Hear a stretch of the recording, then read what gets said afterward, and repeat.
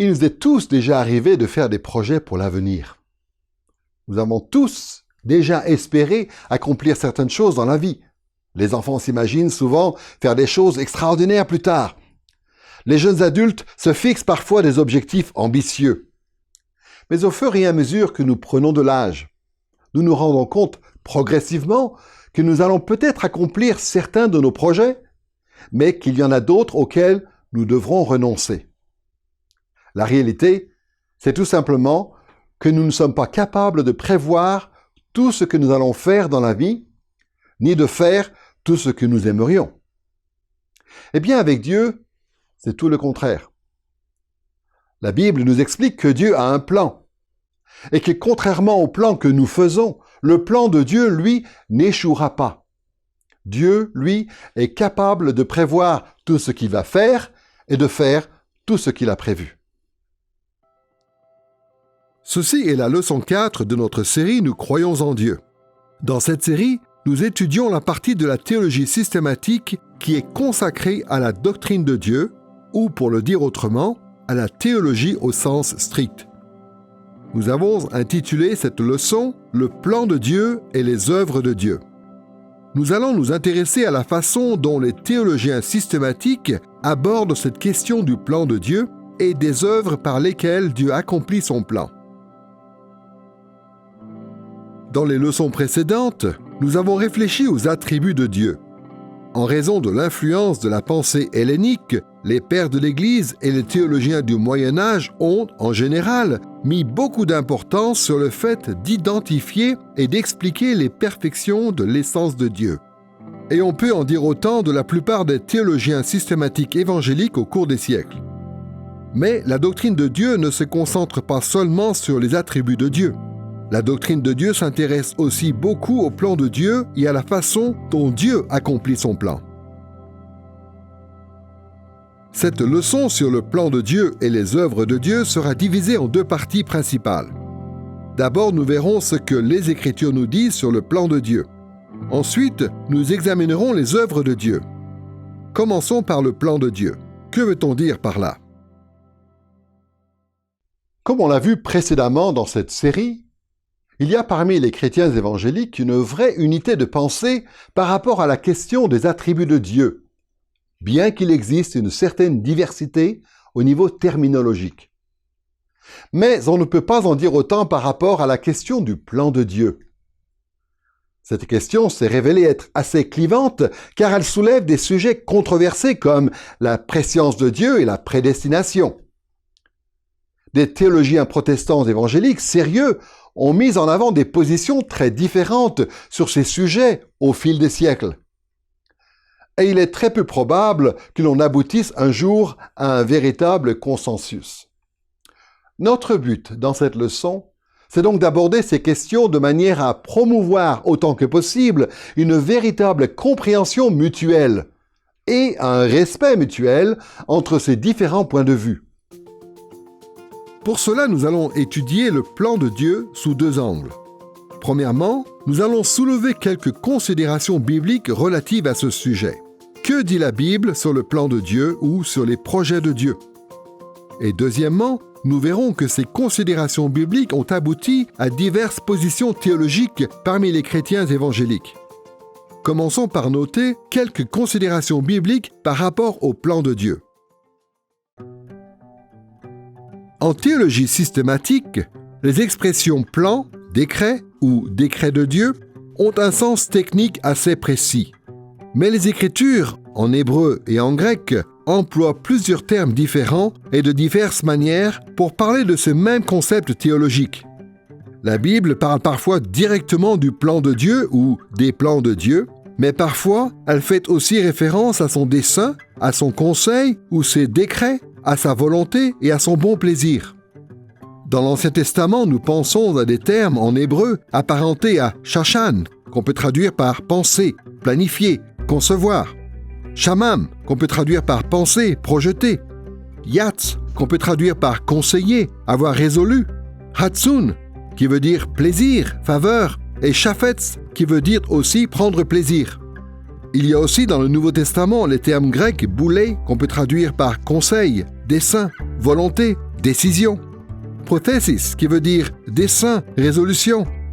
Thelema, qu'on peut traduire par désir, volonté. Et eudokia, généralement traduit par plaisir. Contrairement à la théologie systématique qui emploie de façon cohérente des termes techniques précis, la Bible emploie des termes comme ceux que nous venons de citer de manière beaucoup plus souple et diversifiée. Comme on l'a dit déjà plusieurs fois dans cette série de leçons, les Écritures emploient souvent une terminologie très similaire pour décrire des concepts très différents, et inversement, elles emploient aussi des termes différents pour désigner des concepts très proches. En fait, ces différents mots en hébreu et en grec se recoupent souvent au niveau du sens. Ils apparaissent parfois ensemble et sont parfois employés de manière interchangeable. Comme on va le voir, le sens des termes qui sont employés dans la Bible en rapport avec le plan de Dieu peut changer d'un passage à l'autre. Au moment de soulever quelques considérations bibliques par rapport au plan de Dieu, nous voyons donc qu'il y a dans la Bible une certaine diversité terminologique, et il y aurait toutes sortes de façons d'examiner cette diversité. Pour faire simple, nous allons nous concentrer sur deux concepts que nous avons déjà abordés dans une leçon précédente. Nous allons voir, pour commencer, ce que la Bible dit au sujet du plan de Dieu en relation avec l'immanence de Dieu. Ensuite, nous verrons ce que la Bible dit à ce sujet en relation avec la transcendance de Dieu. Premièrement donc, que dit la Bible par rapport au plan de Dieu et à l'immanence de Dieu? Vous savez, dans l'Ancien Testament, il y a Dieu qui marche dans le jardin avec Adam et Ève. Il y a là une immanence de Dieu, une proximité, une intimité en quelque sorte, que Dieu veut avoir avec sa création et avec son peuple. Évidemment, le péché a affecté cette réalité. Mais ça ne veut pas dire que tout d'un coup Dieu a disparu. Dans l'Ancien Testament, par exemple, on voit que Dieu donne le tabernacle à son peuple pour être présent au milieu de son peuple. Et c'est ça l'immanence de Dieu, c'est sa proximité, c'est sa présence auprès de son peuple et dans sa création. Dans le Nouveau Testament, cette présence se manifeste surtout par l'incarnation. Jean 1, 14, « La parole a été faite chair et elle a habité parmi nous ». Et donc on voit bien ce désir de Dieu d'être dans sa création, d'être auprès de son peuple. Il veut habiter avec son peuple, par le tabernacle. Il veut habiter avec son peuple, par l'incarnation de Christ. Il désire être dans sa création et près de nous. Dans une autre leçon, nous avons vu combien il était important d'affirmer cette réalité quelque peu mystérieuse, d'après laquelle Dieu est à la fois transcendant et immanent. Il transcende les limites de la création car il est infini, éternel et immuable. Mais cela ne veut pas dire que Dieu, par conséquent, est déconnecté ou désengagé de sa création. Bien au contraire, la Bible nous enseigne que Dieu est aussi immanent. Il condescend à s'impliquer pleinement dans sa création qui est limitée, temporelle et changeante. Et quand on étudie les Écritures, on peut voir assez clairement que les auteurs bibliques nous parlent de Dieu qui a des projets à la fois en termes de sa transcendance et en termes de son immanence. Dans un moment, nous verrons ce que la Bible peut nous apprendre concernant le plan de Dieu en rapport avec sa transcendance. Mais pour l'instant, voyons quelques passages où Dieu planifie des choses dans le contexte de son interaction immanente avec sa création. Dans Jérémie chapitre 18, versets 7 et 8, Dieu dit ceci: « Tantôt je parle, à propos d'une nation ou d'un royaume, d'arracher, d'abattre et de faire périr. Mais si cette nation, à propos de laquelle j'ai parlé, revient de sa méchanceté, je regrette le mal que j'avais médité de lui faire. » Dans ces versets, Dieu parle de quelque chose qu'il a médité de faire. Le verbe en hébreu est shashan, qui veut dire penser, planifier, concevoir.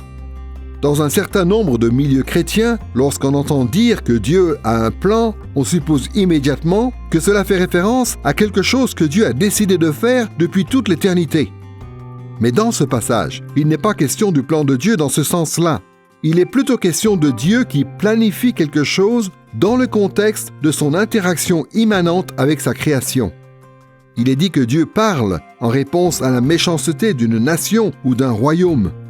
Le plan de Dieu, c'est d'arracher, d'abattre et de faire périr une telle nation.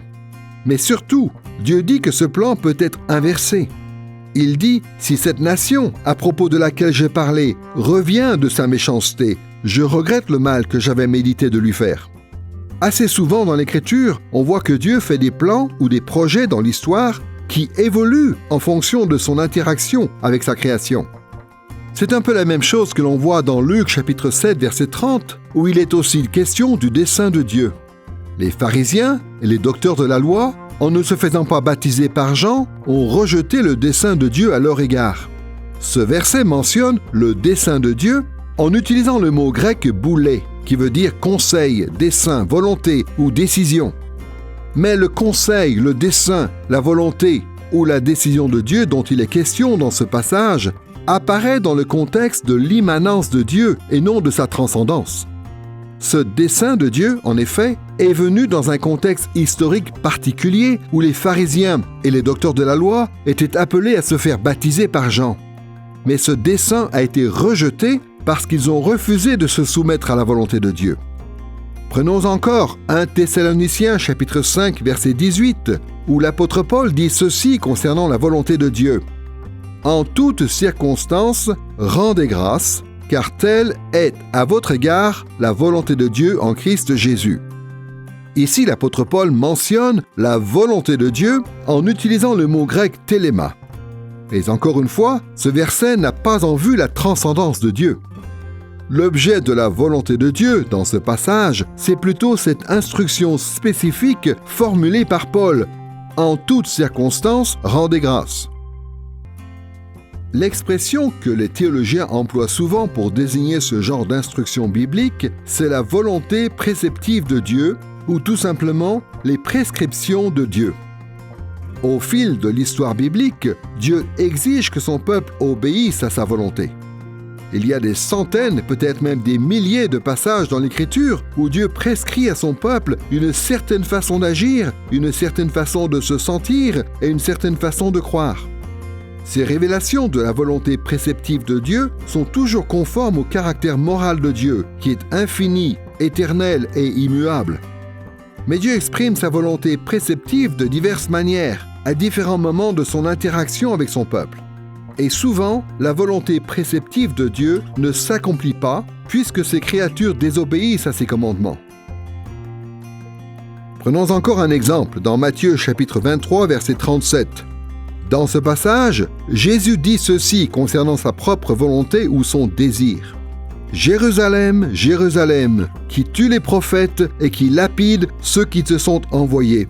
Combien de fois ai-je voulu rassembler tes enfants, comme une poule rassemble ses poussins sous ses ailes, et vous ne l'avez pas voulu. » Dans ce passage, Jésus dit qu'il a voulu quelque chose. Il emploie ici le terme « télo », qui est la forme verbale du nom « téléma ». Mais ce passage ne fait pas référence à la transcendance de Dieu. À bien des reprises dans l'histoire, Jésus a voulu, désiré, souhaité rassembler ses enfants qui sont à Jérusalem pour les protéger de leurs oppresseurs. Mais le désir de Jésus ne s'est pas accompli parce que les habitants de Jérusalem n'ont pas voulu. Le peuple d'Israël a rejeté les prophètes et il a même rejeté Jésus. Il y a un certain nombre de passages de la Bible, comme ceux que nous venons de citer, qui nous aident à comprendre un point important. C'est que dans les Écritures, il arrive que Dieu fasse des plans, qu'il parle de ses desseins, qu'il révèle son conseil, qu'il prononce des décrets, qu'il fasse connaître sa volonté et son bon plaisir, et que tout cela s'inscrive dans le rapport qu'il entretient avec sa création dans l'histoire.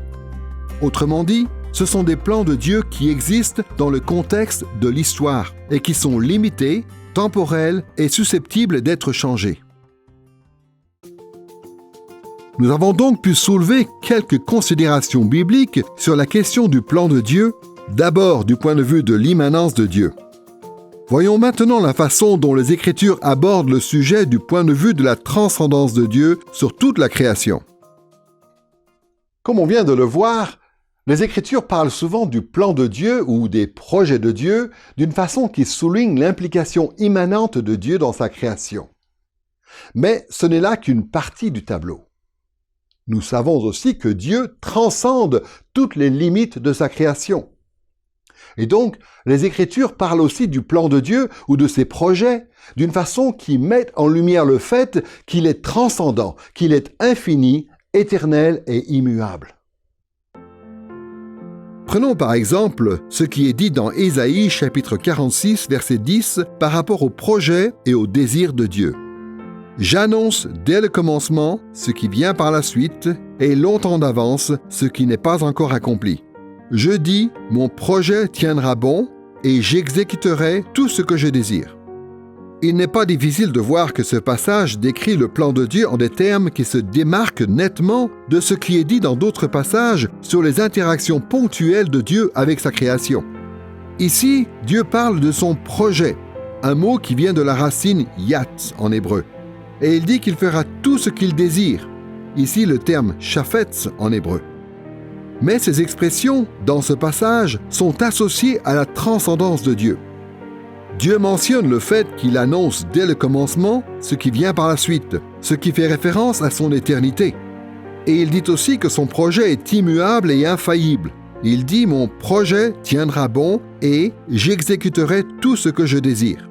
Cette idée se trouve aussi dans Job chapitre 42 verset 2 par exemple, où il est dit ceci « Je sais que tu peux tout et que rien ne saurait t'empêcher d'accomplir les projets que tu as conçus. » Le plan de Dieu, associé à sa transcendance, se trouve aussi illustré par ces paroles bien connues dans Éphésiens chapitre 1 verset 11, où l'apôtre Paul dit ceci.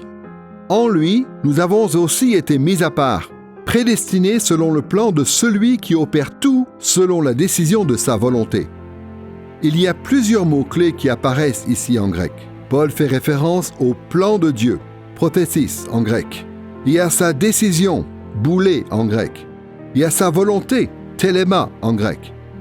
Mais il faut bien noter que c'est la transcendance de Dieu qui est visée ici par l'apôtre Paul. D'abord, le plan de Dieu dont il est question dans ce verset n'est pas particulièrement délimité, mais au contraire, il est général, puisque Paul dit que ce plan concerne tout. Ensuite, le plan de Dieu ici n'est pas lié à des circonstances historiques particulières, mais il est éternel. Tous ceux qui ont été mis à part en Christ ont été prédestinés selon le plan de Dieu. Or, un peu plus tôt dans le même chapitre, au verset 4, Paul dit clairement que Dieu a élu son peuple en Christ avant la fondation du monde. Et troisièmement, le plan de Dieu dont il est question ici ne peut pas échouer. C'est un plan infaillible. Paul dit que Dieu opère tout selon la décision de sa volonté. En grec, les mots boulé et téléma. Dans Actes chapitre 2 verset 23, le terme « boulé » est aussi traduit par l'expression « le dessein arrêté de Dieu ». Dans ce verset, l'apôtre Pierre dit que Jésus a été livré aux Romains selon le dessein arrêté de Dieu. Et dans Actes chapitre 4 verset 28, le mot « boulé » est traduit par le mot « conseil ». Dans ce passage, l'Église exprime dans la prière sa conviction à Dieu concernant certains événements en employant cette formule « tout ce que ta main et ton conseil avaient déterminé d'avance ». Ce même mot est traduit par « décision » dans Hébreux chapitre 6 verset 17, où l'auteur mentionne le caractère immuable de la décision de Dieu. Nous avons vu un peu plus tôt dans cette leçon que les termes « boulé » et « téléma » en grec étaient parfois employés en référence à la volonté préceptive de Dieu qui s'inscrit dans l'histoire. Par contre, dans Éphésiens chapitre 1 verset 11, lorsque l'apôtre Paul mentionne la décision et la volonté de Dieu, il ne parle pas de la volonté préceptive de Dieu. Ce verset fait plutôt référence à ce que les théologiens ont appelé la volonté décrétive de Dieu, c'est-à-dire ce que Dieu a décrété de manière infaillible et qui arrivera certainement. Le plan de Dieu est immuable, car Dieu lui-même est immuable, c'est-à-dire qu'il ne change pas. Le fait que Dieu est immuable nous montre qu'il n'est pas comme nous. Il n'a pas besoin d'apprendre, ni de grandir, ni de se développer avec le temps. Et puisqu'il est immuable, tout ce qui émane de lui par rapport à son plan éternel est aussi immuable.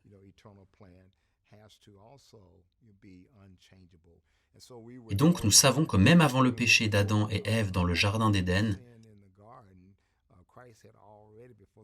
avant même la fondation du monde, Christ était déjà l'agneau pascal, celui qui ferait l'expiation du péché. Le plan de Dieu, en raison de qui est Dieu, est donc immuable, et sa volonté éternelle est en train de s'accomplir très certainement. Jésus lui-même fait référence à la volonté décrétive de Dieu dans Jean chapitre 6, versets 39 et 40, où il dit ceci. « Or, voici la volonté de celui qui m'a envoyé, que je ne perde rien de tout ce qu'il m'a donné, mais que je le ressuscite au dernier jour. Voici en effet la volonté de mon Père, que quiconque voit le Fils et croit en lui ait la vie éternelle, et je le ressusciterai au dernier jour. » Quand Jésus parle de la volonté de celui qui m'a envoyé et de la volonté de mon Père, le terme qui est employé en grec est téléma. Mais ce n'est pas un commandement de la part de Dieu auquel il serait possible de désobéir. Jésus ici parle de la volonté de Dieu comme de quelque chose de certain, quelque chose qu'il est impossible de contrecarrer. Dieu a voulu ou a décrété que Jésus ne perde rien de tout ce que Dieu lui a donné. La volonté du Père dans ce passage, c'est que quiconque voit le Fils et croit en lui ait la vie éternelle. Cette volonté dont il est question ici désigne le décret souverain de Dieu. C'est un décret infaillible, impossible à renverser. Nous avons donc pu voir rapidement qu'il y avait dans l'Écriture deux orientations possibles relatives au plan de Dieu. Parfois, la Bible associe le plan de Dieu, son dessein, son conseil, ses décrets, sa volonté et son bon plaisir à son immanence, et donc à son interaction limitée, temporelle et changeante avec sa création. Et à d'autres moments, la Bible emploie la même terminologie en ayant en vue la transcendance de Dieu, c'est-à-dire son rapport infini, éternel et immuable avec sa création. Si nous voulons être fidèles à la Bible dans notre compréhension du plan de Dieu, il nous faut donc affirmer ces deux points de vue parallèlement, même si cela peut nous paraître compliqué. Gardons à l'esprit donc ces considérations bibliques par rapport au plan de Dieu et passons au deuxième point qui concerne les différentes positions théologiques qui existent parmi les chrétiens évangéliques sur cette question. Malheureusement, beaucoup de chrétiens bien intentionnés se sont concentrés sur un seul de ces aspects du plan de Dieu au détriment de l'autre. Autrefois, il aurait été relativement facile d'attribuer ces différentes tendances à des dénominations protestantes particulières. Au fil des siècles, en effet, les distinctions sur ce point étaient assez nettes entre les baptistes, les luthériens, les pentecôtistes, les méthodistes, les presbytériens, les réformés, les anglicans et encore beaucoup d'autres branches de l'Église protestante. Mais plus récemment dans l'histoire, les lignes qui démarquaient traditionnellement les dénominations se sont estompées et ces particularités ont pratiquement disparu. Dans cette leçon, nous n'allons donc pas faire allusion à ce que telle ou telle branche de l'Église croit ou ne croit pas. Nous allons simplement évoquer les différentes tendances qui existent partout et qui traversent les dénominations. Nous allons considérer les différentes positions théologiques relatives à la question du plan de Dieu en deux étapes. D'abord, nous allons évoquer les positions extrêmes que certains évangéliques ont tendance à avoir. Puis nous verrons ce qu'il convient peut-être d'appeler les positions centristes sur cette question. Prenons pour commencer les positions extrêmes. Un des objectifs de la théologie systématique, traditionnellement, est de formuler des synthèses cohérentes et logiques de ce que les Écritures enseignent sur tel ou tel point. Et sur la question du plan de Dieu, les théologiens évangéliques ont beaucoup travaillé pour essayer d'atteindre cet objectif. Malheureusement, la recherche de la logique à tout prix nous a parfois conduit à reconnaître seulement l'une ou l'autre orientation de l'enseignement biblique sur cette question du plan de Dieu. Le temps ne nous permettra pas d'aborder les positions extrêmes dans le détail, mais nous pouvons les survoler rapidement. D'un côté, beaucoup de chrétiens bien intentionnés tendent vers ce qu'on pourrait appeler la théologie fataliste. La théologie fataliste peut exister sous des formes différentes. Mais globalement, le fatalisme relie tout ce qui se passe dans l'histoire exclusivement ou presque au plan transcendant de Dieu. Alors il est vrai, comme nous l'avons vu, que certains passages bibliques nous montrent que le plan de Dieu, son dessein, son conseil, ses décrets, sa volonté et son bon plaisir reflètent la transcendance de Dieu sur sa création. Dans un sens, on peut donc dire que tout ce qui se passe dans l'histoire, tout ce qui s'est passé et tout ce qui se passera a été ordonné par Dieu dans le cadre d'un plan global, éternel et infaillible. Mais le problème du fatalisme, c'est qu'il ne rend pas compte de tout ce que la Bible dit sur ce sujet. Le fatalisme ne reflète pas ce que la Bible enseigne concernant le rapport entre, d'une part, le plan de Dieu, son dessein, ses conseils, ses décrets, sa volonté et son bon plaisir, et d'autre part, son implication immanente dans sa création limitée, temporelle et changeante, et son interaction avec elle. Je ne suis pas un fataliste. Je suis convaincu que mes actes ont une valeur. C'est pour cela qu'il y a un tribunal céleste. Je sais ce que je fais. Je ne suis pas un robot. Je suis vraiment en train de faire ce que je suis en train de faire. Mais je crois aussi que Dieu n'est pas limité par mes actes. Il est capable de prendre mon obéissance ou ma désobéissance et d'accomplir quand même ses desseins. Dieu est souverain et il trace des lignes droites avec une règle courbe. Donc je suis peut-être une règle courbe, mais Dieu arrive quand même à tracer sa ligne.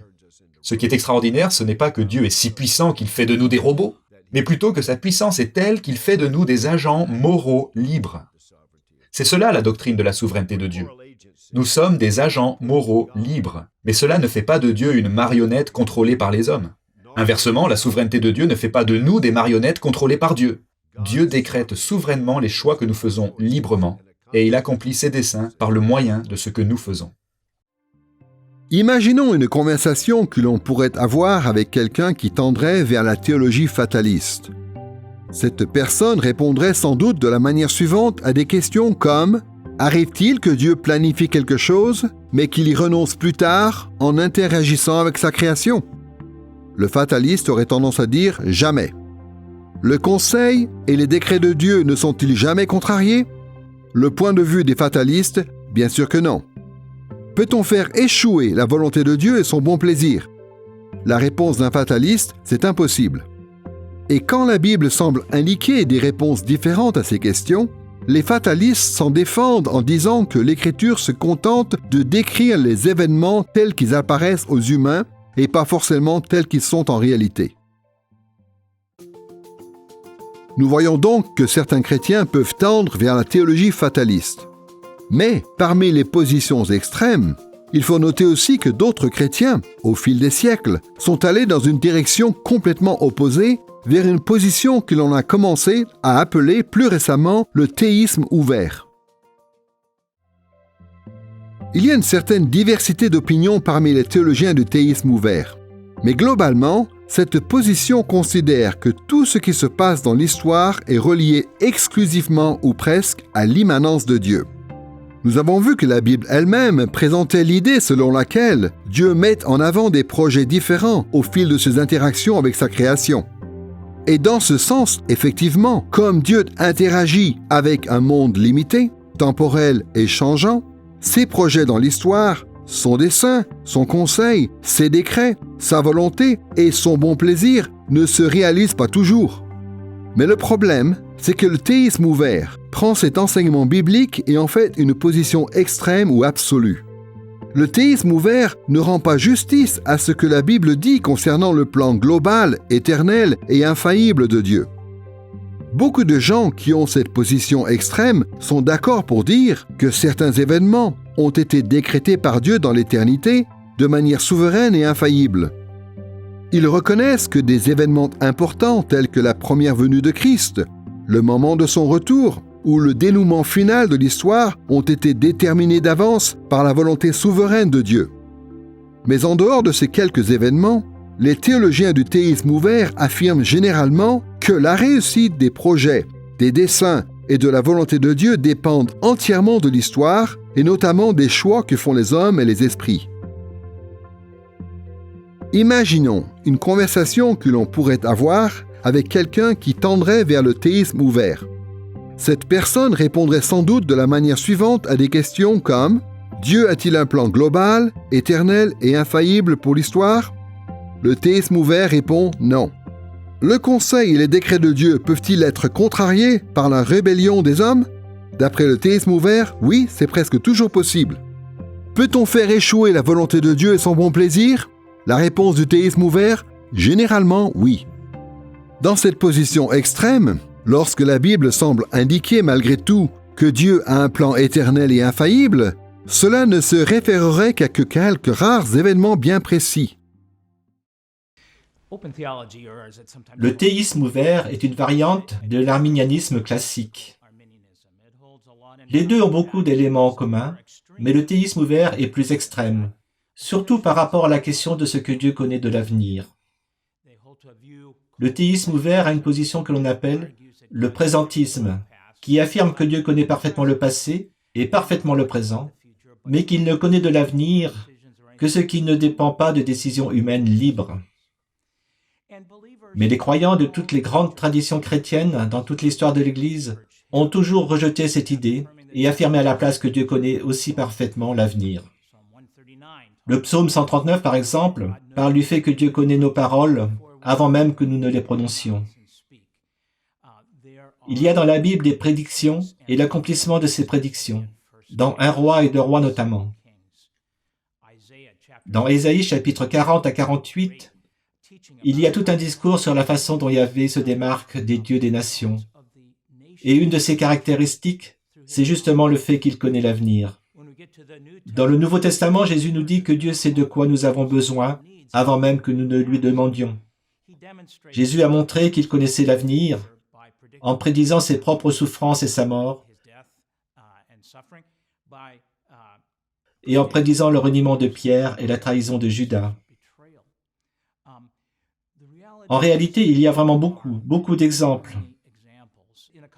À un moment donné, dans un passage où Jésus prédit à la fois le reniement de Pierre et la trahison de Judas, Jésus dit à ses disciples, « Je vous dis ces choses avant qu'elles arrivent, afin que, lorsqu'elles arriveront, vous croyez que moi, je suis. » En disant cela, Jésus revendique la nature divine. Et donc la question qui se pose, c'est, est-ce que Dieu, dans l'Ancien Testament comme dans le Nouveau, ferait reposer un tel argument en faveur de sa propre nature divine sur quelque chose d'incertain, comme si Dieu faisait des prédictions sur l'avenir sans connaître parfaitement l'avenir? C'est pourquoi les croyants de toutes les traditions chrétiennes ont toujours affirmé que Dieu connaissait entièrement l'avenir, contrairement à ce que prétend le théisme ouvert. Nous avons donc pu voir rapidement les positions extrêmes que sont le fatalisme et le théisme ouvert. Maintenant, parmi les positions théologiques sur la question du plan de Dieu, nous allons voir les positions que nous pourrions qualifier à l'inverse de centristes.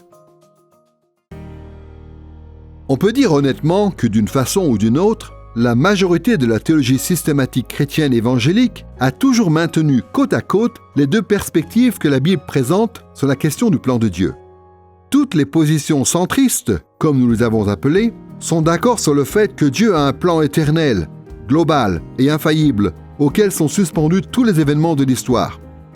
Mais elles sont aussi d'accord, avec une égale conviction, sur le fait que Dieu s'implique dans sa création et interagit avec elle, si bien que Dieu forme aussi des projets qui sont limités, temporels et susceptibles d'être changés.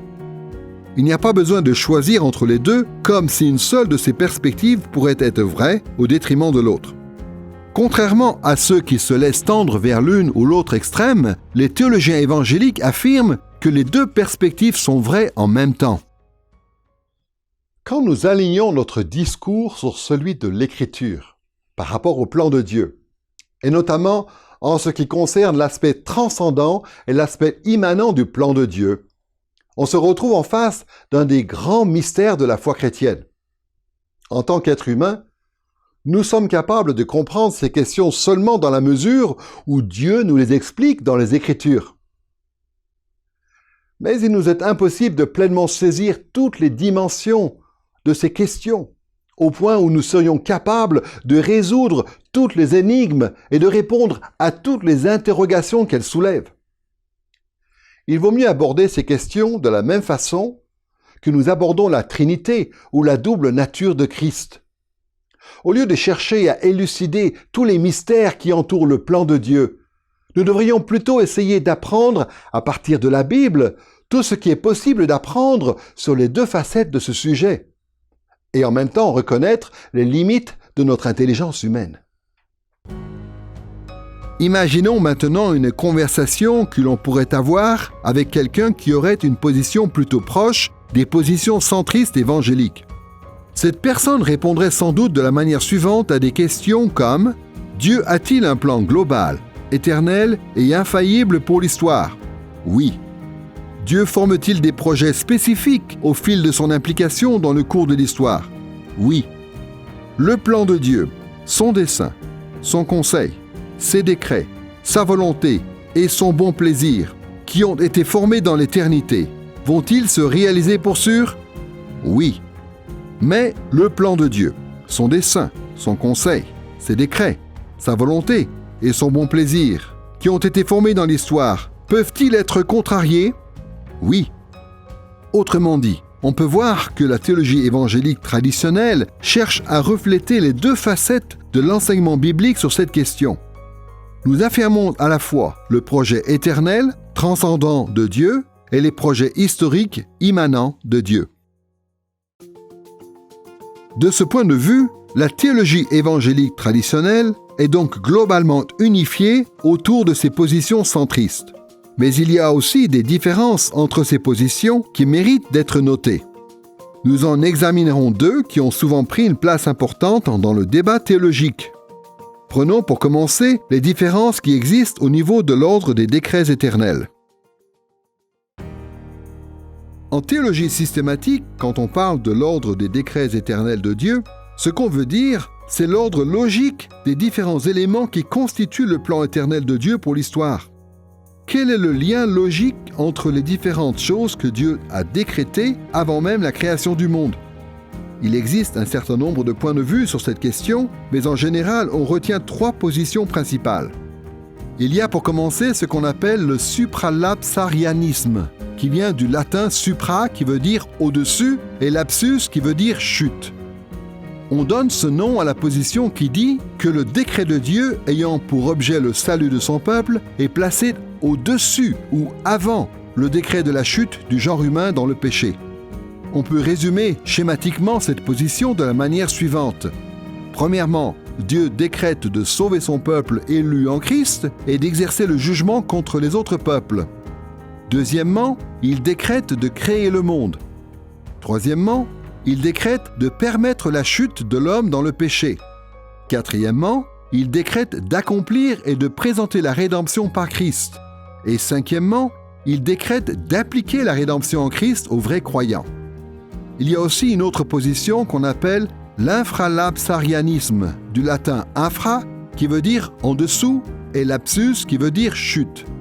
Comme son nom l'indique, cette position prétend que le décret de Dieu, ayant pour objet le salut de son peuple, est placé en dessous ou après le décret de la chute de l'humanité dans le péché. Voici comment résumer cette position schématiquement. D'abord, Dieu décrète de créer le monde. Ensuite, Dieu décrète de permettre la chute des hommes dans le péché. Ensuite, Dieu décrète de sauver son peuple. Ensuite, Dieu décrète d'accomplir et de présenter la rédemption par Christ. Et enfin, Dieu décrète d'appliquer la rédemption en Christ aux vrais croyants. Mais troisièmement, il y a encore une position qui mérite d'être mentionnée, que l'on appelle le sublapsarianisme, du latin sub, qui veut dire sous, et lapsus, qui veut dire chute. Cette position est souvent considérée comme étant une sous-catégorie de l'infralapsarianisme. Comme son nom l'indique, cette position prétend aussi que le décret de Dieu ayant pour objet le salut de son peuple est placé sous ou après le décret de la chute de l'humanité dans le péché. Mais d'après cette position, le décret du salut vient après et non avant le décret de l'offre de la rédemption. Voici donc comment on pourrait résumer cette position schématiquement. Premièrement, Dieu décrète de créer le monde. Ensuite, Dieu décrète de permettre la chute des hommes dans le péché. Troisièmement, Dieu décrète d'accomplir et de présenter la rédemption par Christ. Quatrièmement, Dieu décrète de sauver son peuple. Et enfin, cinquièmement, Dieu décrète d'appliquer la rédemption en Christ aux croyants. Il faut prendre conscience du fait que ces différents points de vue, dans la plupart des cas, ont été formulés par les théologiens dans le cadre de réflexions qui portaient sur d'autres questions théologiques. En l'occurrence, ces différentes façons de considérer l'ordre des décrets éternels de Dieu ont aidé les théologiens à proposer des réponses aux questions suivantes. Comment peut-on affirmer que Dieu est bon alors que son plan permet la chute de l'homme dans le péché et ne prévoit pas le salut de tout le monde? Comment peut-on dire que l'offre de l'Évangile est une offre sincère adressée à tout le monde si en même temps Dieu a un plan qui est global, éternel et immuable? Comment peut-on affirmer que l'homme est moralement responsable si en même temps Dieu est souverain sur nos actes?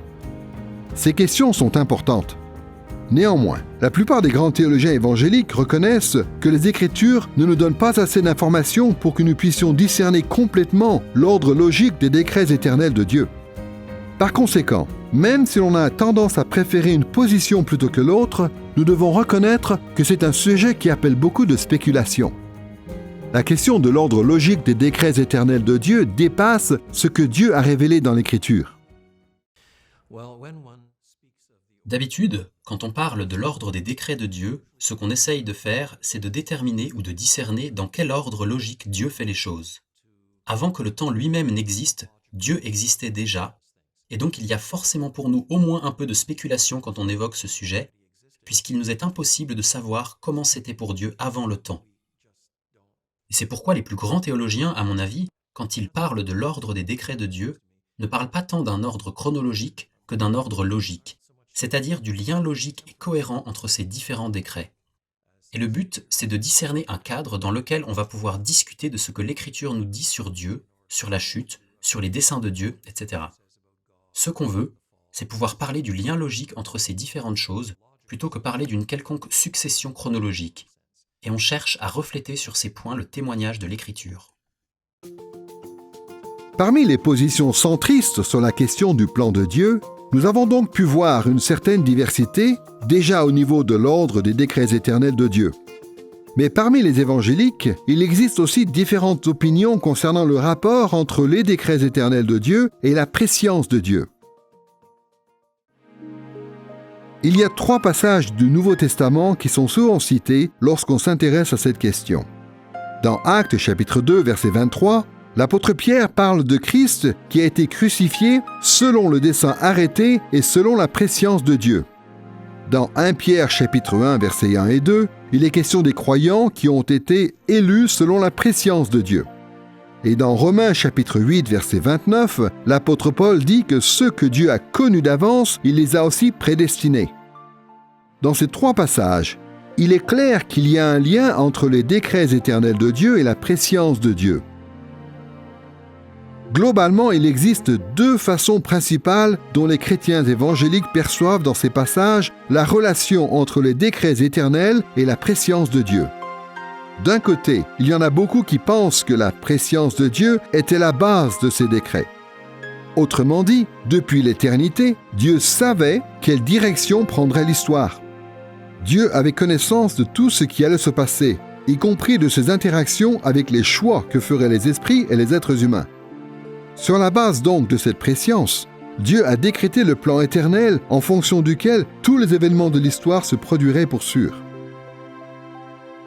D'un autre côté, il y en a beaucoup qui pensent que ce sont les décrets de Dieu qui sont la base de sa prescience de l'histoire. De ce point de vue-là, Dieu a formé ses projets et il a décrété tout ce qui allait se produire dans l'histoire selon son bon plaisir. Et c'est en raison de ce plan infaillible que Dieu savait à l'avance tout ce qui allait se passer au cours de l'histoire. Les débats qui existent autour de cette question sont souvent motivés par d'autres considérations théologiques. Par exemple, Dieu est-il vraiment bon? Les êtres humains sont-ils vraiment libres? Ces débats incluent aussi des désaccords sur la question de savoir si les références qui sont faites dans la Bible à la prescience de Dieu désignent une simple connaissance d'avance des faits de l'histoire ou bien s'il désigne la connaissance personnelle et bienveillante que Dieu a d'avance du peuple qu'il a choisi pour le salut. Mais nous sommes tous d'accord sur certains points. La Bible dit-elle que Dieu sait tout d'avance? Oui. La Bible dit-elle que Dieu a tout décrété d'avance, y compris le salut éternel? Oui. Donc, même si nous sommes enclins à accorder plus d'importance à l'une ou l'autre de ces réalités, en fin de compte, nous devrions tous reconnaître que les décrets de Dieu et la prescience de Dieu vont main dans la main. Et nous devons nous rappeler que nous sommes en train d'évoquer les prérogatives de Dieu dans l'éternité, ce qui veut dire que nous ne pouvons pas nous appuyer sur nos modes de raisonnement habituels. Ceux qui cherchent à être dogmatiques sur la question de l'ordre logique des décrets de Dieu ou sur la priorité de sa prescience par rapport à ses décrets, ou inversement, vont au-delà de ce qui est révélé dans les Écritures. Dans son Institution de la religion chrétienne, livre 3, chapitre 21, paragraphe 5, Jean Calvin écrit ceci. « Nous disons bien que Dieu prévoit toutes choses comme il les dispose. Mais c'est tout confondre de dire que Dieu élit ou rejette selon qu'il prévoit ceci ou cela. » Tout le monde sait que Calvin était profondément convaincu de la souveraineté de Dieu sur toute l'histoire.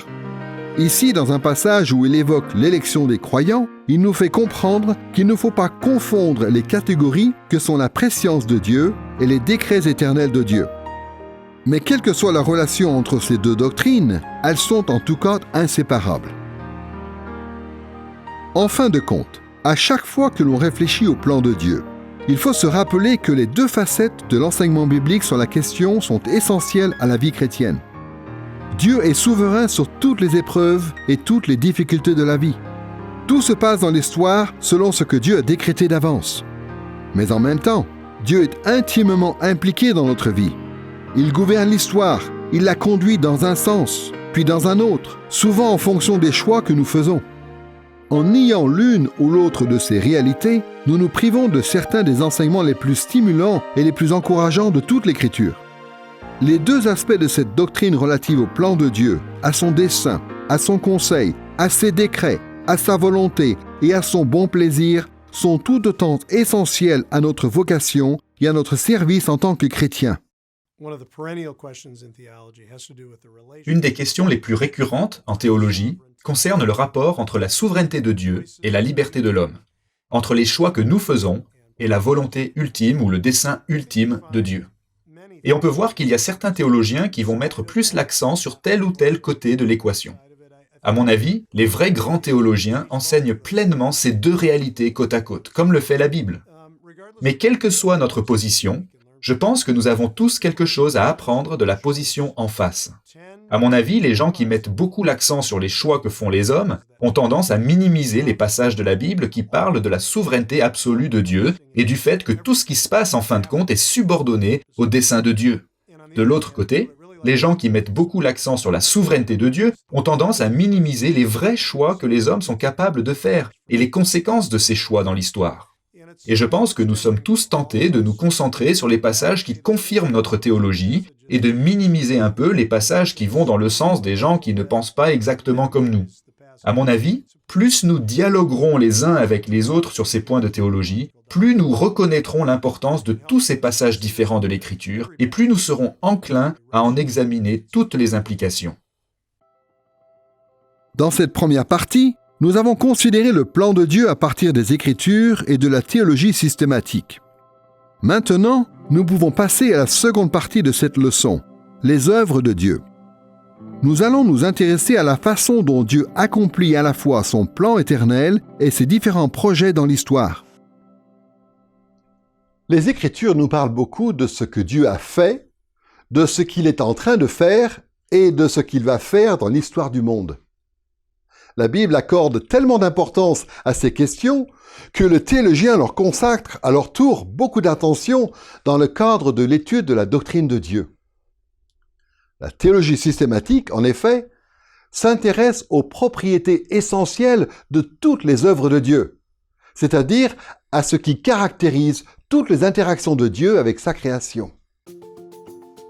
Dans l'histoire de la théologie, les œuvres de Dieu ont généralement été étudiées en deux grandes parties. D'abord, les œuvres de Dieu au niveau de la création, ensuite, les œuvres de Dieu au niveau de la providence. Commençons par la création. Les théologiens systématiques accordent beaucoup d'importance au moment où Dieu a créé ex nihilo, autrement dit, à partir de rien. Des passages comme Genèse chapitre 1 verset 1, Jean chapitre 1 verset 3, ou encore Hébreux chapitre 1 verset 2, nous montrent que rien n'existait à part Dieu jusqu'à ce que Dieu crée. Les chrétiens évangéliques ont donc, à juste titre, toujours rejeté toute forme de polythéisme, c'est-à-dire l'idée selon laquelle il y aurait eu des dieux ou des forces divines qui auraient contribué avec Dieu à la création du monde. Nous rejetons aussi toute forme de panthéisme, c'est-à-dire l'idée selon laquelle Dieu et sa création seraient la même chose. Et nous rejetons aussi toute forme de dualisme, c'est-à-dire l'idée selon laquelle ce que nous appelons la création aurait en réalité toujours existé dans l'éternité avec Dieu. La théologie systématique évangélique, au contraire, a toujours affirmé qu'il y avait une distinction radicale entre le Créateur et sa création. Mais la théologie systématique ne s'est pas arrêtée à ce premier instant de la création. Elle a aussi considéré une grande division fondamentale que Dieu a établie dans sa création. Cette division de la création en deux réalités distinctes apparaît dans Colossiens chapitre 1 verset 16, par exemple, où l'apôtre Paul dit ceci: « Car en Christ, tout a été créé dans les cieux et sur la terre, ce qui est visible et ce qui est invisible. Tout a été créé par lui et pour lui. » Nous voyons ici que Paul fait référence à Christ comme étant celui par qui tout a été créé. Et il fait allusion à cette division fondamentale de la création en deux parties, les cieux et la terre, ce que l'on voit aussi dans Genèse chapitre 1 verset 1. Mais Paul, ici, ajoute une distinction parallèle entre ce qui est visible et ce qui est invisible. Cette division de la création en deux réalités distinctes est citée dans un certain nombre de credos et de confessions de foi importantes dans l'histoire, qui disent que Dieu est le créateur de toutes choses visibles et invisibles. Mais avant d'aller plus loin, nous devons aussi préciser que dans des passages comme Ésaïe chapitre 66 verset 1, les Écritures nous montrent qu'il y a une unité entre ces deux parties de la création. Dans ce passage, il est dit ceci: « Le ciel est mon trône et la terre mon marchepied. » Ce passage illustre de manière succincte une vaste vision du monde qui est sous-entendue dans toute l'Écriture. C'est que la création est le temple, ou le palais cosmique de Dieu, en quelque sorte, avec les cieux en haut et la terre en bas, ce qui est invisible en haut et ce qui est visible en bas. Dans l'Ancien Testament, le temple d'Israël reproduisait, dans sa structure, cette division de la création en deux réalités.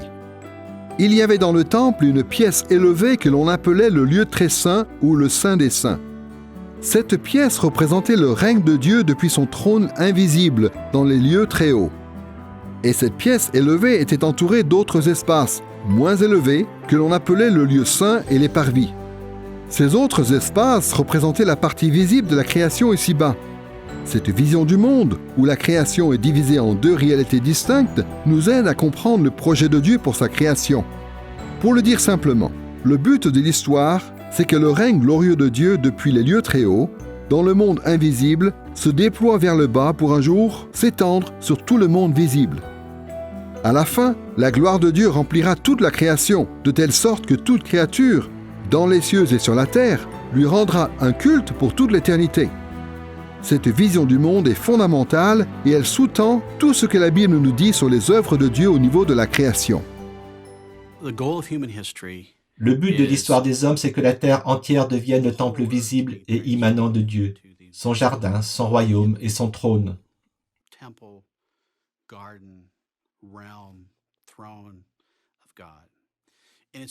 Et c'est exactement ce projet qui apparaît au tout début de la Bible, dans Genèse chapitre 1 et 2, où Dieu crée un monde qui est très bon, où il met un jardin qui est le lieu spécial de sa présence, immanente et visible. C'est un lieu saint et à partir de ce lieu, l'homme et la femme sont appelés, en fait, à étendre le jardin dans le monde entier, en se multipliant, en remplissant la terre et en la soumettant. Alors bien sûr, à cause de la chute, ce projet est interrompu. Mais Dieu fait quand même cette promesse dans le jardin, que la descendance de la femme écrasera la tête du serpent. Cette promesse permettra au projet de s'accomplir. Et donc à la fin, la terre deviendra un lieu où la gloire de Dieu ne sera plus cachée, un lieu qui sera rempli de la gloire de Dieu. Puisque cette division de la création en deux réalités distinctes est très importante, nous allons prendre le temps de réfléchir d'une part à la dimension invisible ou céleste de la création, et ensuite à la dimension visible ou terrestre de la création. Commençons par la dimension invisible de ce que Dieu a créé. De nos jours, le matérialisme a tellement influencé les chrétiens que beaucoup d'étudiants en théologie ne s'intéressent guère à ce que la Bible dit sur la dimension invisible de la création. Bien sûr, il y a aussi des croyants sincères qui se préoccupent peut-être un peu trop de ce qui est invisible. Mais dans le monde académique, c'est plutôt contre la tendance inverse qu'il faut se prémunir. Beaucoup d'éléments du plan de Dieu pour sa création trouvent leur origine et leur cause dans ce qui se passe dans le monde invisible. Donc, dans le cadre de l'étude de la doctrine de Dieu, nous devons impérativement tenir compte de ce que les théologiens appellent le monde surnaturel. Nous pourrions nous y prendre de bien des manières différentes pour décrire la dimension invisible ou céleste de la création. Mais ici, nous allons simplement nous poser deux questions. D'abord, comment cette dimension est-elle structurée? Et ensuite, qui l'habite? Commençons par la première question. Comment la dimension invisible de la création est-elle structurée? Le terme biblique principal qui désigne cette dimension de la création est le ciel ou les cieux. Les termes shamayim en hébreu ou uranos en grec peuvent tous les deux être traduits par ciel ou cieux. Mais parfois ces termes désignent le ciel au sens physique, c'est-à-dire l'étendue au-dessus de nos têtes ou bien l'espace. Pour ce qui concerne cette partie de la leçon, nous allons donc nous limiter au passage de la Bible où ces termes désignent le monde spirituel et invisible, cette dimension de la création qui nous est inaccessible ici-bas, sauf lorsque Dieu la révèle à des hommes de manière surnaturelle. La Bible ne nous explique pas exactement comment la dimension invisible du monde est structurée. Ce qu'elle nous fait comprendre en tout cas, c'est que c'est assez complexe. Par exemple, des passages comme Psaume 104, verset 3, mentionnent les hautes demeures de Dieu. D'après 1 Roi chapitre 8, verset 30 et un certain nombre d'autres passages, ces hautes demeures, c'est le lieu où Dieu siège dans les cieux, qu'on pourrait aussi traduire par le lieu de son habitation dans les cieux. Dans Ésaïe chapitre 63, verset 15, il est dit que ce lieu céleste est la demeure sainte et splendide de Dieu.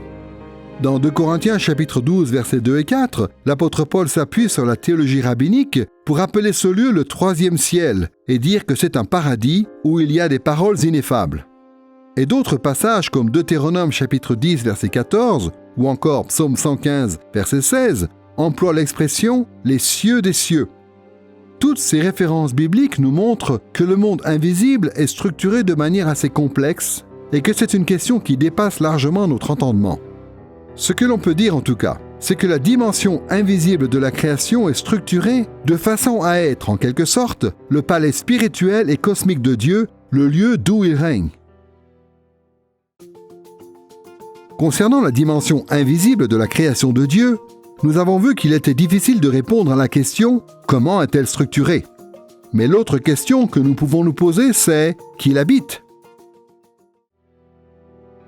Dans les cieux, l'habitant le plus glorieux, c'est évidemment Dieu lui-même. Mais attention, beaucoup de gens supposent que les cieux, c'est l'endroit où Dieu existe dans toute sa transcendance. Mais ce n'est pas du tout le cas. Les cieux font partie de la création. C'est une dimension limitée, temporelle et changeante. Bien que les cieux soient au-dessus du monde visible ou dépassent le monde visible, c'est quand même un endroit où Dieu interagit avec sa création. Alors certes, dans 1 Roi chapitre 8 verset 27, le roi Salomon déclare que Dieu est tellement transcendant que les cieux et les cieux des cieux ne peuvent le contenir.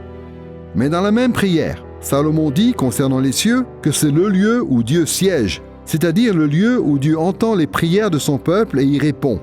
C'est donc un endroit où Dieu pénètre dans sa création limitée en s'asseyant sur un trône et en interagissant avec ses créatures célestes.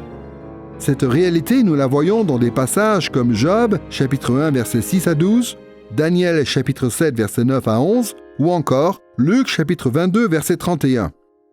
Cette salle du trône, en quelque sorte, est un endroit exalté au-dessus du monde visible. Mais c'est quand même une partie de la création. Et depuis le début de l'histoire du monde, quand Dieu a dit que la lumière soit, il a dirigé l'histoire en tant que roi de la création depuis son palais céleste. Mais il n'y a pas que Dieu qui habite la dimension invisible ou céleste de la création.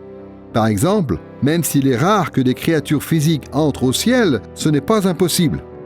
D'après Actes chapitre 2 versets 31 à 33, nous savons pour sûr que Jésus est monté dans les cieux avec son corps physique glorifié pour s'asseoir sur le trône de son Père, le roi David.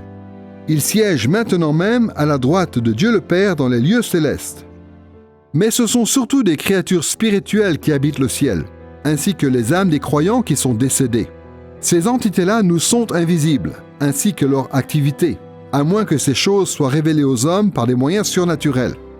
Les êtres spirituels sont appelés des esprits dans Matthieu chapitre 8 verset 16 et dans Hébreux chapitre 1 verset 14. Ils sont appelés des fils de Dieu dans le psaume 29 verset 1 et le psaume 89 verset 7. Ils sont appelés des saints dans le psaume 89 versets 6 et 8 et dans Zacharie chapitre 14 verset 5. Ils sont appelés des veillants dans Daniel chapitre 4 verset 10. Des anges ou des messagers dans le psaume 91 verset 11. Ou encore une armée ou des armées dans de nombreux passages comme le psaume 148 verset 2 ou Daniel chapitre 8 verset 10. D'après le psaume 82, certains de ces esprits agissent en qualité de responsables de certaines nations de la terre. Gabriel et Michaël sont des chefs parmi les anges qui servent les projets de Dieu en faveur de son peuple élu. Les chérubins sont les gardiens de la sainteté de Dieu et les séraphins exercent leur service auprès du trône de Dieu. D'après l'Écriture, tous les esprits célestes ont été créés bons à l'origine comme le reste de la création. Dans 1 Timothée chapitre 5 verset 21, les esprits qui demeurent fidèles à Dieu par sa grâce sont appelés les anges élus. Mais il y a d'autres esprits célestes qui se rebellent contre Dieu. Cette réalité apparaît dans des passages comme Jean chapitre 8 verset 44, 1 Timothée chapitre 3 verset 6, 2 Pierre chapitre 2 verset 4 et Jude 6.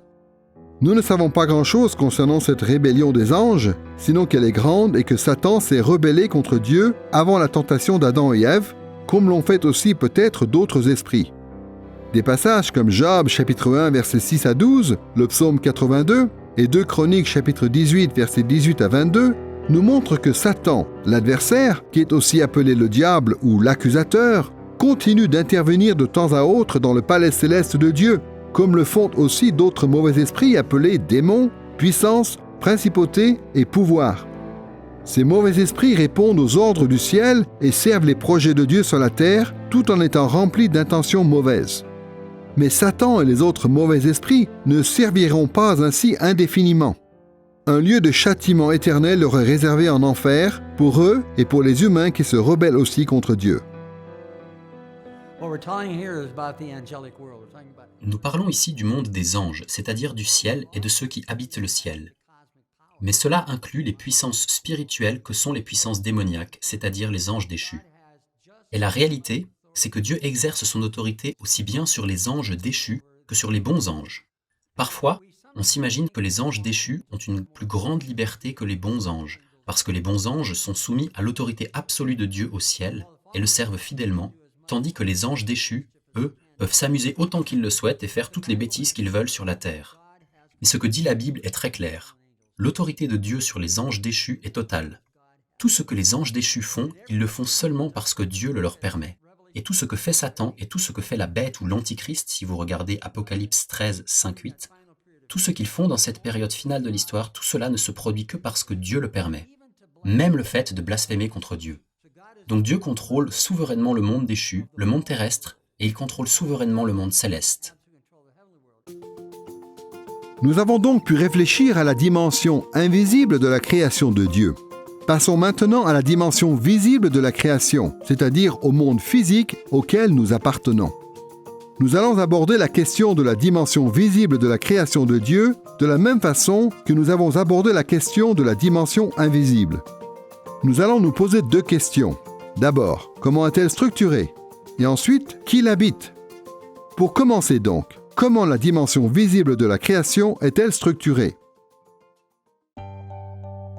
Comme on l'a dit, les Écritures nous présentent l'ensemble de la création comme étant le palais ou le temple cosmique de Dieu. Et depuis des siècles, les théologiens systématiques ont porté leur attention sur les premiers chapitres du livre de la Genèse pour savoir comment Dieu a mis en place les différents éléments de son palais. D'après Genèse chapitre 1 verset 2, le monde visible était à l'origine informe et vide. Mais une fois arrivé à la fin de la première semaine de l'histoire, dans Genèse chapitre 2 versets 1 à 3, on apprend que Dieu a achevé avec satisfaction l'ordonnancement initial de sa création. Et Dieu se repose sur son trône céleste. Comment donc Dieu a-t-il initialement structuré le monde visible? Eh bien, dans Genèse chapitre 1, on voit que le premier jour, dans la dimension visible de son palais cosmique en quelque sorte, Dieu a établi le jour et la nuit, ou la lumière et les ténèbres. Le deuxième jour, Dieu a établi le ciel visible et les mers. Et le troisième jour, Dieu a établi la terre ferme et il a mis de la végétation sur le sol de son palais.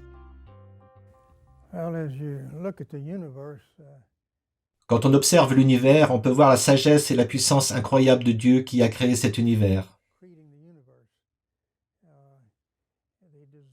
Tout est si bien conçu et ordonné, c'est extraordinaire.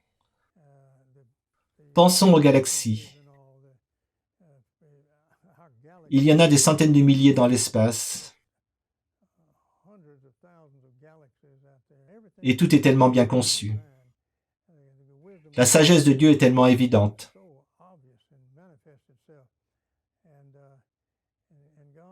Et Dieu a créé tout cela à partir de rien. Sa sagesse et sa puissance sont incroyables et clairement manifestes dans toute la création. Après nous être demandé comment la dimension visible de la création est-elle structurée, nous allons maintenant nous demander qui l'habite et nous tourner de nouveau vers le récit de la création pour obtenir la réponse. Il arrive parfois que les êtres célestes qui habitent la dimension invisible de la création apparaissent dans le monde visible pour servir les desseins du roi divin qui siège dans les cieux. Et dans la Bible, on trouve aussi le récit de nombreuses théophanies, c'est-à-dire des manifestations visibles de Dieu lui-même dans l'histoire biblique. Il est apparu à Adam et Ève dans le Jardin d'Éden. Et bien sûr, comme nous l'explique le Nouveau Testament, Dieu est apparu sur terre par l'incarnation de Christ et son ministère terrestre. Mais le premier chapitre de la Genèse attire surtout notre attention sur les êtres qui habitent le monde physique de façon ordinaire. Par exemple, le premier jour, Dieu a séparé la lumière et les ténèbres. Mais plus tard, le quatrième jour, le texte nous dit que Dieu a placé le soleil, la lune et les étoiles pour qu'ils occupent et gouvernent le jour et la nuit. Le deuxième jour, Dieu a établi le ciel visible et les mers. Et plus tard, le cinquième jour, il a créé les oiseaux et les animaux marins pour que ces créatures habitent le ciel et les mers. Le troisième jour, Dieu a établi la terre ferme et la végétation. Et cette fois, le sixième jour, Dieu a placé sur la terre ferme les animaux et les hommes. Tous ces êtres qui habitent le monde visible ont un rôle important dans le projet de Dieu pour sa création. Mais d'après Genèse chapitre 1, versets 26 à 31, il n'y a que les êtres humains qui ont la fonction particulière d'être l'image et la ressemblance de Dieu. Voici ce qui est dit dans Genèse chapitre 1, verset 28. Dieu les bénit et Dieu leur dit « Soyez féconds, multipliez-vous, remplissez la terre et soumettez-la. Dominez sur les poissons de la mer, sur les oiseaux du ciel et sur tout animal qui rampe sur la terre. » Qu'est-ce que ça veut dire pour les êtres humains, hommes et femmes, d'avoir été créés à l'image de Dieu? Les théologiens ont beaucoup débattu pour savoir ce que cela voulait dire exactement. Mais les spécialistes de l'Ancien Testament savent qu'on a fait une découverte importante à Tel Fekeri, en Syrie. C'était la statue de quelqu'un qui régnait dans cette région, et il était inscrit dessus que cette statue était l'image et la ressemblance de ce roi en particulier. Cette découverte éclaire notre compréhension de Genèse 1, parce que cela veut dire que les êtres humains, en tant qu'image de Dieu, sont comme des statues de Dieu, c'est-à-dire des représentants de Dieu qui est le roi. En disant donc que nous portons l'image de Dieu, je pense que cela veut dire que nous sommes censés représenter ou refléter Dieu dans notre vocation qui consiste à prendre soin de la création. Ce qu'on voit dans le deuxième chapitre de la Genèse, c'est que Dieu, au début, a placé Adam et Ève dans le Jardin d'Éden.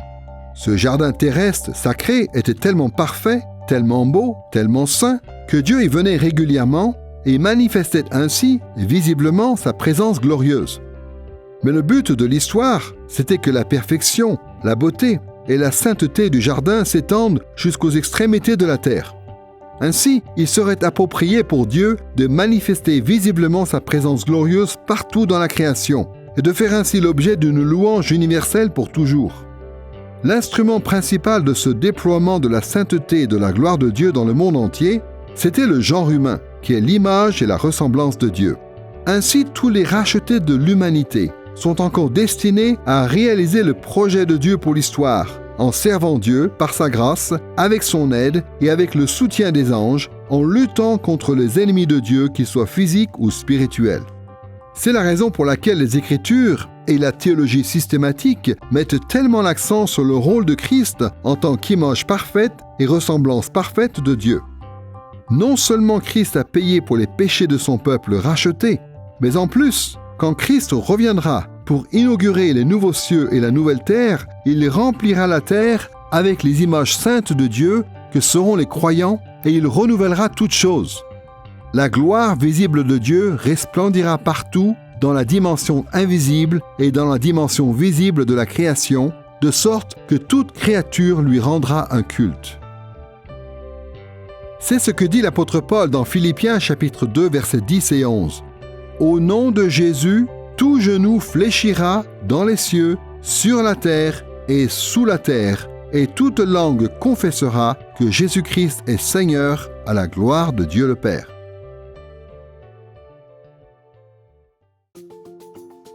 Ayant vu comment Dieu a structuré et rempli la création, nous allons maintenant considérer la façon dont les œuvres de Dieu se déploient dans l'histoire par la providence de Dieu. En latin, le terme théologique providentia évoque la notion de Dieu qui veille sur, soutient ou prend soin de sa création, au fur et à mesure qu'il accomplit son plan éternel. Comme on peut facilement l'imaginer, le concept de providence implique une activité très diverse, puisqu'il s'agit de Dieu qui, par sa puissance, soutient toute chose, tout le temps. En théologie systématique, il y a différents chapitres qui s'intéressent à différents aspects de la providence de Dieu, par exemple à la façon dont Dieu s'occupe du péché et du salut dans l'histoire. Mais dans le domaine précis de la doctrine de Dieu, on s'intéresse surtout aux propriétés générales de la providence de Dieu par rapport à toute l'histoire, c'est-à-dire ce qui caractérise tous les aspects du soin que Dieu apporte à sa création. Le mot providence vient du latin et veut dire littéralement « voir à l'avance » ou « voir avant ». Mais ça signifie surtout que Dieu surveille, ou observe, ou garde, ou prend soin de toute sa création. Ce concept de la providence est lié à un certain nombre d'autres doctrines, et je pense malheureusement que beaucoup de chrétiens ont négligé ces vérités et par conséquent n'apprécient pas pleinement la façon dont Dieu véritablement prend soin de nous. Dieu prend soin de sa création, et c'est très réconfortant. On se rend compte que Dieu est bon, et qu'il n'est pas un Dieu distant, ni un Dieu en colère, mais qu'il est un Dieu qui prend plaisir à se montrer généreux. Un Dieu qui sait ce qu'il fait, et qui fait tout concourir à l'accomplissement de ses projets et de son plan. Traditionnellement, la théologie systématique présente les propriétés générales de la providence de Dieu en s'appuyant sur une distinction que nous avons déjà mentionnée dans une leçon précédente. D'une part, les théologiens considèrent que Dieu est la cause première, c'est-à-dire la cause ultime derrière tout ce qui se passe dans l'histoire. Et d'autre part, ils considèrent toutes sortes d'autres éléments de la création comme étant des causes secondes, c'est-à-dire qu'il y a diverses réalités visibles et invisibles qui font aussi que certains événements se produisent dans l'histoire. On pourrait dire beaucoup de choses sur cette distinction que l'on doit faire quand on réfléchit à la providence de Dieu. Mais pour ne pas faire trop long, nous allons soulever 2 points seulement. D'abord, nous allons noter l'importance des causes secondes. Ensuite, nous nous intéresserons au rapport entre Dieu et les causes secondes. Pour commencer donc, quelle est l'importance des causes secondes? Pour commencer, il est peut-être utile de citer un extrait de la Confession de foi de Westminster dans une partie intitulée « La Providence ». Dans l'article 5, paragraphe 2, nous lisons ceci. « Quoique par rapport à la prescience et au décret de Dieu, la cause première, toute chose arrive immuablement et infailliblement, Dieu fait, cependant, par la même providence, qu'elles se produisent selon leur nature de causes secondes, soit nécessairement, soit librement, soit de manière contingente. » Comme on peut le voir, ce paragraphe commence par affirmer ce qu'on a appelé la position centriste sur la question du plan de Dieu. Le texte ici attire notre attention sur le fait que toute chose arrive immuablement et infailliblement par rapport à la prescience et au décret de Dieu, la cause première. Comme on l'a déjà vu dans cette leçon, les Écritures nous enseignent que tous les événements de l'histoire se produisent selon le plan global, éternel et infaillible de Dieu. Malheureusement, beaucoup de chrétiens omettent ce que cette confession de foi ajoute juste après. Le texte dit que Dieu fait en sorte que toutes ces choses se produisent selon leur nature de cause seconde. Cette expression reflète certains débats complexes qui ont occupé de nombreux théologiens scolastiques au Moyen Âge et qui occupent les théologiens encore aujourd'hui. Nous n'allons pas aborder le détail de ces débats dans cette leçon, mais nous pouvons en résumer la substance rapidement. Au fil des siècles, un certain nombre de théologiens et de philosophes ont prétendu que Dieu n'était pas seulement la cause première de toutes choses, mais qu'il était aussi la seule et unique cause. C'est un peu comme si la création tout entière était constituée de divers éléments contrôlés par Dieu comme de vulgaires marionnettes. Et tous les événements de l'histoire ne résulteraient que de Dieu qui agirait directement dans sa création, comme s'il était un genre de grand maître des marionnettes. Dans cette perspective, si Dieu n'agit pas directement et personnellement pour produire un quelconque événement, alors rien ne se passe. La Terre ne tourne autour du Soleil en suivant son orbite elliptique que parce que Dieu lui fait faire ce mouvement. Les arbres poussent parce que Dieu les fait pousser personnellement. Si les animaux se déplacent sur la Terre et si les poissons nagent dans l'eau, c'est parce que Dieu les fait lui-même se déplacer. Et toujours selon ce point de vue, les êtres humains et les esprits invisibles choisissent de faire le bien ou le mal selon les choix que Dieu fait pour eux. Alors il est vrai que Dieu soutient toute la création. C'est l'apôtre Paul qui dit dans Actes chapitre 17 verset 28 « En lui nous avons la vie, le mouvement et l'être ». Mais, comme on va le voir dans un instant, la création n'est pas juste en train d'attendre que Dieu actionne certaines manettes ou qu'il tire certaines ficelles pour que des choses se passent. Les Écritures nous enseignent plutôt que Dieu a doté divers éléments de la création de diverses capacités, de sorte que ces éléments peuvent réellement fonctionner comme des causes secondes et ainsi avoir part au fait que des événements se produisent dans l'histoire. Qu'est-ce qu'on veut dire quand on dit, par exemple, comme le fait la confession de foi de Westminster, que Dieu est la cause première de tout ce qui se passe, mais qu'il utilise aussi des causes secondes qu'il a établies lui-même?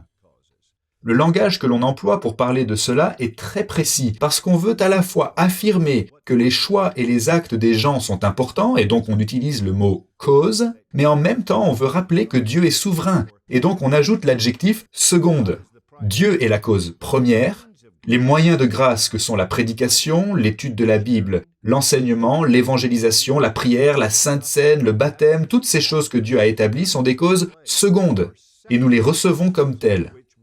Et donc nous plantons et nous arrosons, mais c'est Dieu qui fait croître. Tous les agriculteurs comprennent ce concept.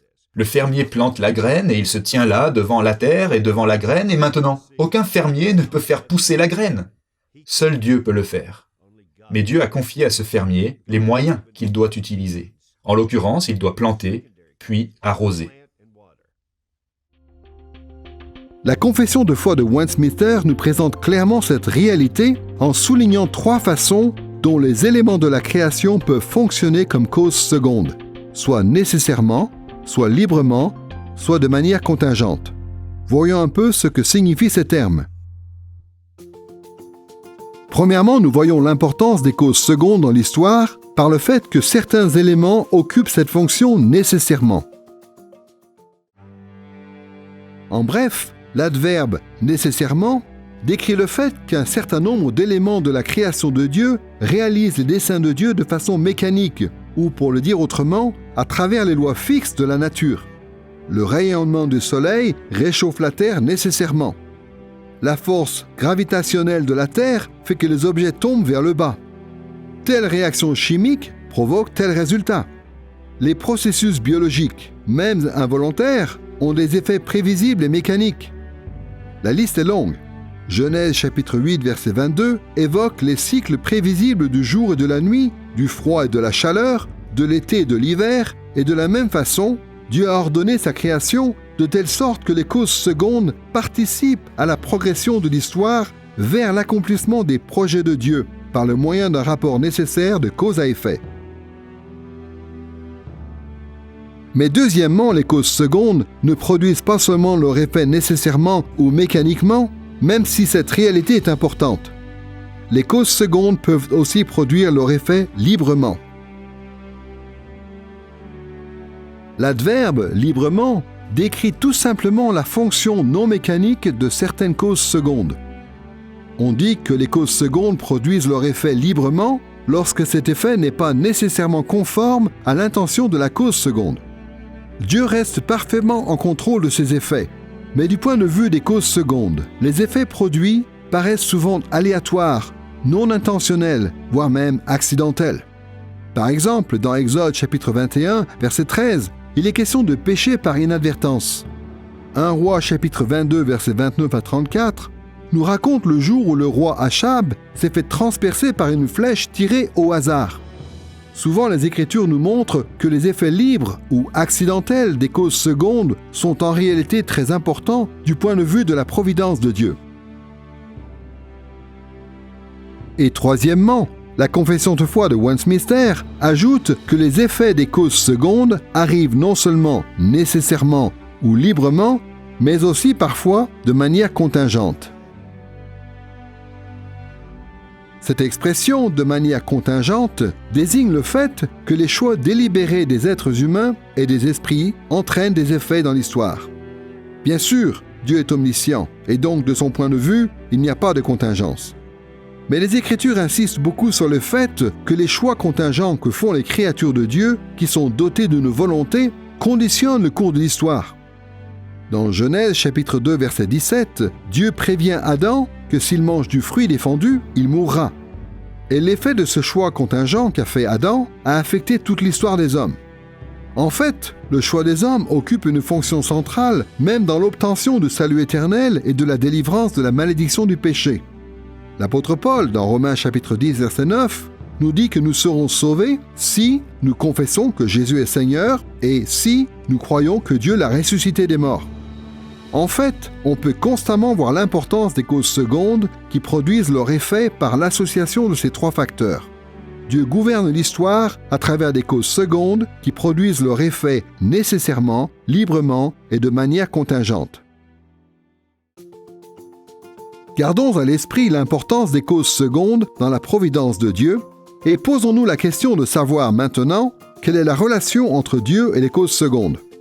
Comment Dieu emploie-t-il les causes secondes qu'il a créées pour accomplir son plan dans l'histoire? À ce sujet, peut-on discerner certains motifs dans les Écritures? Dans la confession de foi de Westminster, le paragraphe 3 de l'article 5 nous apporte un éclairage utile. Il est écrit ceci: « Dans sa providence, Dieu se sert habituellement de moyens. Cependant, il est libre d'agir, s'il lui plaît, sans moyens, ou en plus d'eux, ou à l'encontre d'eux. » La deuxième partie de cette phrase est extrêmement importante. Dieu agit par le moyen des causes secondes s'il lui plaît, c'est-à-dire selon son bon plaisir. Il fait ce qu'il veut de ces causes secondes, comme il veut et quand il veut. Dieu n'est pas contraint d'employer les causes secondes d'une manière particulière plutôt qu'une autre. Cela dit, le texte de la confession de foi, ici, fait quand même une distinction entre ce que Dieu fait habituellement, c'est-à-dire de façon ordinaire, et ce qu'il est libre de faire par ailleurs, c'est-à-dire de façon plus extraordinaire. En vue de mieux comprendre le rapport entre Dieu et les causes secondes, nous allons réfléchir un peu à cette distinction. Nous allons considérer d'abord quelle est la providence ordinaire de Dieu, et ensuite nous verrons ce qu'est la providence extraordinaire. Commençons par la providence ordinaire. Comment Dieu agit-il habituellement par rapport aux causes secondes? La confession de foi de Westminster dit très simplement que Dieu se sert de moyens, c'est-à-dire que Dieu, de façon ordinaire, œuvre à travers les causes secondes qu'il a créées. Cette réalité est évidente quand on observe le monde visible. Comment Dieu fait-il pour nourrir les plantes? Il le fait de façon ordinaire par le moyen de nutriments qui sont dans le sol, par le moyen de l'eau et de la lumière. Comment Dieu fait-il pour maintenir en vie les hommes? Habituellement, il utilise la nourriture, l'oxygène, l'eau et des choses semblables. En fait, les Écritures nous disent que Dieu emploie des causes secondes même pour diffuser l'œuvre salvifique de Christ dans le monde. Dans Romains chapitre 10, versets 14 et 15, l'apôtre Paul décrit la façon ordinaire dont les gens arrivent à la foi en Christ. Il dit ceci: « Comment donc invoqueront-ils celui en qui ils n'ont pas cru? Et comment croiront-ils en celui dont ils n'ont pas entendu parler? Et comment entendront-ils parler de lui sans prédicateur? Et comment y aura-t-il des prédicateurs s'ils ne sont pas envoyés ?» Mais dans sa providence ordinaire, Dieu n'emploie pas seulement des causes secondes visibles. Dans les Écritures, nous voyons que Dieu emploie aussi des causes secondes invisibles comme les anges, les démons et même Satan.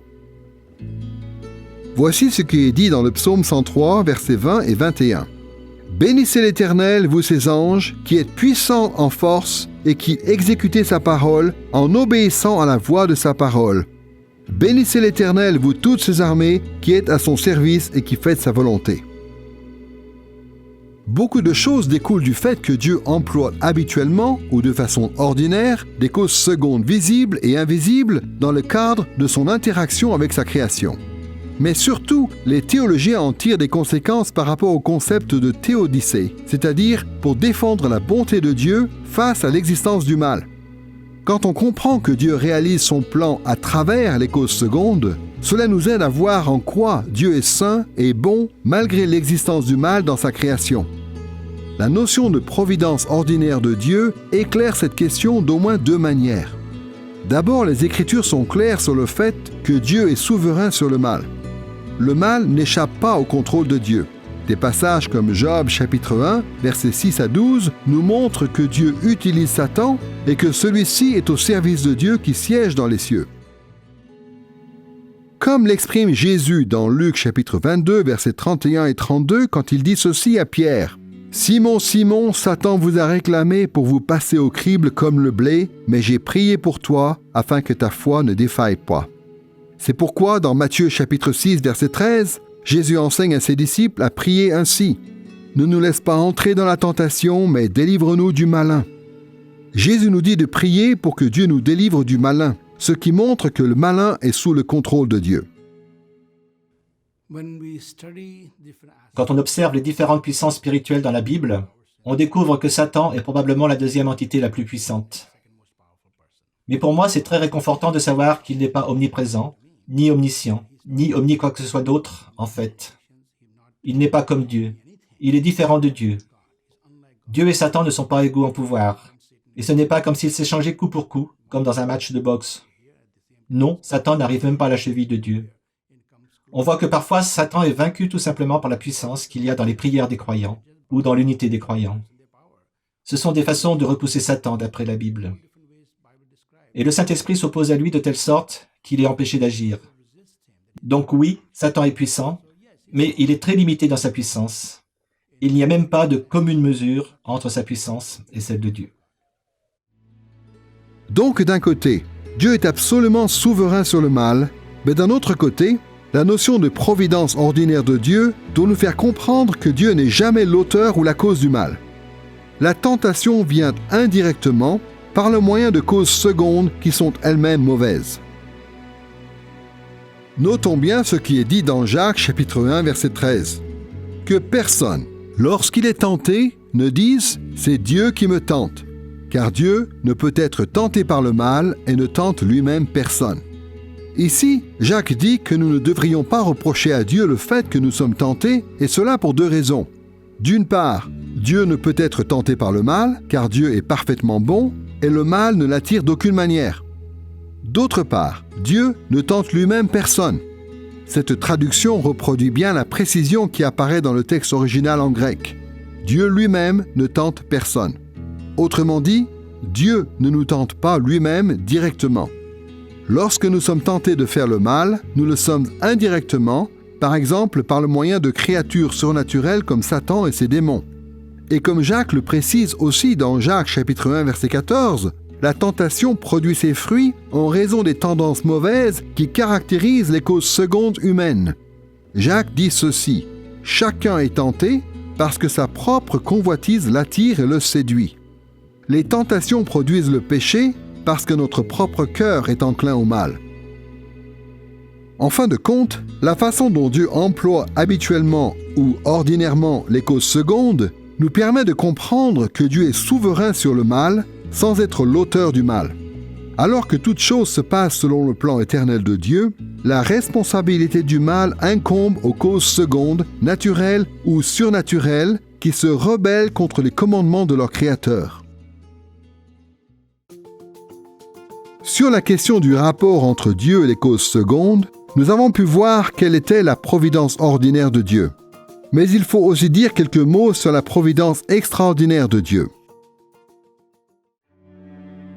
D'après l'article 5, paragraphe 3 de la Confession de foi de Westminster, il est dit que Dieu est libre d'agir s'il lui plaît, sans moyens, ou en plus d'eux, ou à l'encontre d'eux. Ce qui nous est dit ici, c'est que Dieu interagit parfois avec sa création de façon extraordinaire par le moyen de ce qu'on appelle généralement des interventions divines ou des miracles. Parfois, Dieu fait en sorte que des choses se passent sans employer des causes secondes. Autrement dit, dans ces cas-là, Dieu agit directement dans l'histoire. À d'autres moments, Dieu fait en sorte que des choses se passent en agissant en plus des causes secondes. Dans ces cas-là, Dieu va au-delà des effets ordinaires des causes secondes. Et à d'autres moments, Dieu agit à l'encontre des causes secondes, c'est-à-dire que Dieu renverse les effets ordinaires des causes secondes, notamment lorsqu'il transforme le mal en bien. Il y a beaucoup d'exemples de la providence extraordinaire de Dieu dans la Bible, c'est-à-dire d'occasions où Dieu intervient dans l'histoire en agissant sans les causes secondes, en agissant en plus des causes secondes ou en agissant à l'encontre des causes secondes. Dans l'Ancien Testament, ces œuvres providentielles extraordinaires avaient souvent la fonction de signes destinés à certifier l'autorité des représentants de Dieu, comme les rois, les prophètes et les prêtres. Dans le Nouveau Testament, ces œuvres extraordinaires de la providence de Dieu attestent souvent de l'autorité de Jésus et de ses apôtres et de ses prophètes du premier siècle.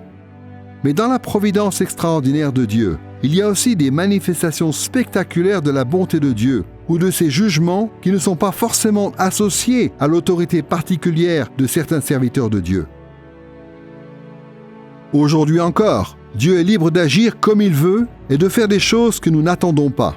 Il est certain que lorsqu'on observe le monde qui nous entoure, on peut voir la providence ordinaire de Dieu pratiquement partout. Et nous devrions être remplis de reconnaissance pour la façon dont Dieu emploie des causes secondes chaque jour de notre vie. Mais en même temps, les chrétiens fidèles devraient s'attendre à ce que Dieu leur manifeste aussi sa providence extraordinaire. Lorsque les causes secondes que Dieu emploie habituellement échouent, nous devrions nous tourner vers Dieu lui-même et le solliciter comme l'a toujours fait son peuple fidèle tout au long de l'histoire. Nous pouvons demander à Dieu d'intervenir de façon extraordinaire dans le monde, car il est toujours libre d'agir sans les causes secondes, en plus des causes secondes, et même à l'encontre des causes secondes, dans toutes les dimensions de sa création. Rien ne peut résister à Dieu. Dans cette leçon sur le plan de Dieu et les œuvres de Dieu, nous avons examiné ce que la théologie systématique avait à nous dire sur le plan de Dieu à partir de plusieurs considérations bibliques et sous l'angle de plusieurs positions théologiques. Dieu a un plan global, éternel et immuable en fonction duquel il gouverne toute l'histoire. Mais Dieu forme aussi des projets limités, temporels et changeants au fil de son interaction avec sa création. Nous avons aussi vu dans cette leçon ce que la théologie systématique avait à nous dire sur les œuvres de Dieu, dans le domaine de la création et dans le domaine de la providence. Dieu a établi la dimension visible et la dimension invisible de sa création, et il soutient les deux par le moyen de sa providence, tantôt ordinaire, tantôt extraordinaire, de façon à réaliser son dessein et à être glorifié par sa création éternellement. La théologie systématique traditionnelle s'est beaucoup intéressée au plan de Dieu et aux œuvres de Dieu, et nous offre des outils précieux pour considérer et organiser tout ce que la Bible enseigne sur Dieu par rapport à ces sujets. Mais surtout, ce que nous avons pu voir dans cette leçon a des conséquences pratiques inestimables pour la façon dont nous menons notre vie quotidienne. Parfois, nous sommes au bénéfice des bienfaits merveilleux de Dieu, et parfois, nous souffrons sous la pression des tentations et des épreuves de notre monde déchu. Mais quelles que soient les circonstances que nous traversons, ce que la Bible nous apprend sur le plan de Dieu et sur les œuvres de Dieu peut nous fortifier nous encourager et nous motiver à servir fidèlement le Christ et son royaume.